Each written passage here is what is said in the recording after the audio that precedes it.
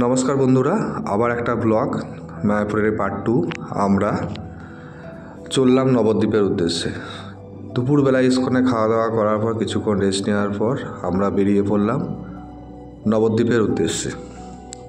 হুলোর ঘাটে 10 টাকা করে মাথা পিছু টিকিট কেটে লঞ্চে চেপে বৈকাল বেরিয়ে পড়েছি নবদ্বীপের উদ্দেশ্যে। নবদ্বীপে অনেকগুলি দর্শনীয় স্থান আছে, আপনারা মায়াপুর এলে সেগুলো দেখতে পারেন।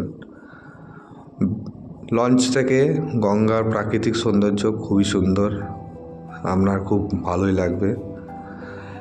আমার এই দেখুন, আমার মেয়ে প্রচণ্ড আনন্দিত এবং আমারও খুব ভালো লাগছে গঙ্গা পেরোতে। গঙ্গা এবং জলঙ্গি নদীর উপর দিয়ে আমরা পেরোচ্ছি।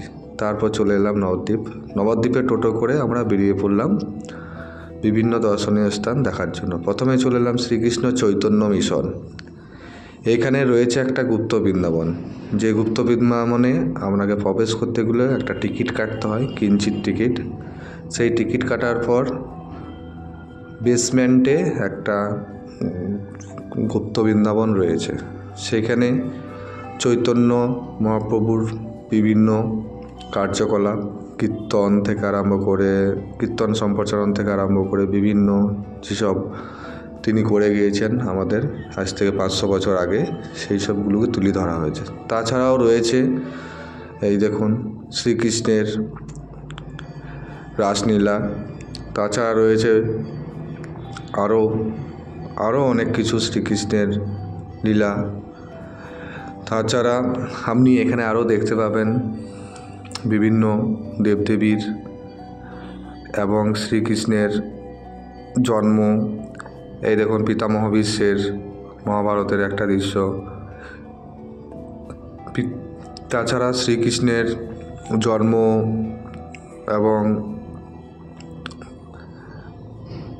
এখানে অনেক কিছুই দেখতে পাবেন এবং প্রতিটি ফ্রেমে ওপরে সমস্ত কিছু জিনিস লেখা আছে, কী জিনিস, কী দৃশ্য বা কী সিন করা আছে এটার মধ্যে সব লেখা আছে। এখানে দেখুন খুব সুন্দর লাইটিং কাজ এবং খুব সুন্দর একটা পরিবেশ, বেশ ভালো লাগবে আপনাদের দেখতে। এখানে দেখার জন্য প্রচুর মানুষ আসছে এবং দেখছে, আনন্দিত হচ্ছেন। এই দেখুন, বললাম না শ্রীকৃষ্ণের জন্ম, প্রচুর লোকের ভিড়। আমার মেয়ে তো বেরোতেই চাইছিল না। আমার মেয়ে যেহেতু রামায়ণ মহাভারত এসব দেখে, সেহেতু মায়ের কাছ থেকে বলছেন। তাছাড়া এখানে রয়েছে মন্দিরের ভেতরে নারুগোপালের মূর্তি। তারপরেই আমরা চলে এলাম একটা মনসা মন্দির এবং জগদ্ধাত্রী মন্দির। এটা মনসা মন্দির, জগদ্ধাত্রী মন্দির। সব মন্দির আমাদের তোলা হয়নি, কিছু তোলা হয়েছে, সেগুলো আপনাদেরকে দেখাচ্ছি। আপনারা দেখুন, বেশ ভালোই লাগবে। তারপর চলে এলাম সোনার গৌরাঙ্গ, যেটা বলে নবদ্বীপে সোনার গৌরাঙ্গ, সেই সোনার গৌরাঙ্গ।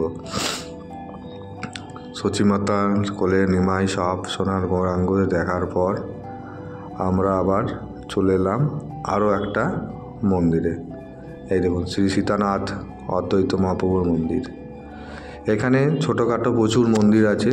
সব মন্দিরেই প্রবেশ করতে গেলে টিকিট কেটে প্রবেশ করতে হবে। এটাই একটা জিনিস, মজার জিনিস, টিকিট কাটতে হবে নবদ্বীপে। মায়াপুরে কিন্তু সেই জিনিসটি নেই। এখানে প্রতিটি মন্দিরে আপনাকে টিকিট কেটে প্রবেশ করতে হবে। এটাই আমার ভালো লাগলো না টিকিট কাটাটা, কিন্তু ঠিক আছে, বেশি টিকিট না।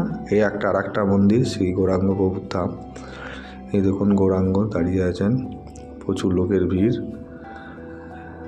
এরপরেই আমরা আর একটা দর্শনীয় স্থানে চলে যাব, সেটা হচ্ছে পোড়ামা কালীতলা। এখানেও ভিড়, এখানেও আপনি পুজো দিতে পারেন কালী মা। এই দেখুন পোড়া কালীতলা।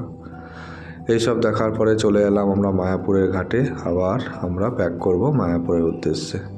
আবার সেই পড়ন্ত সূর্য ডুবছে গঙ্গায়, দেখতে খুব সুন্দর দেখতে লাগছে। গঙ্গা পেরোতেও বেশ ভালোই লাগছে।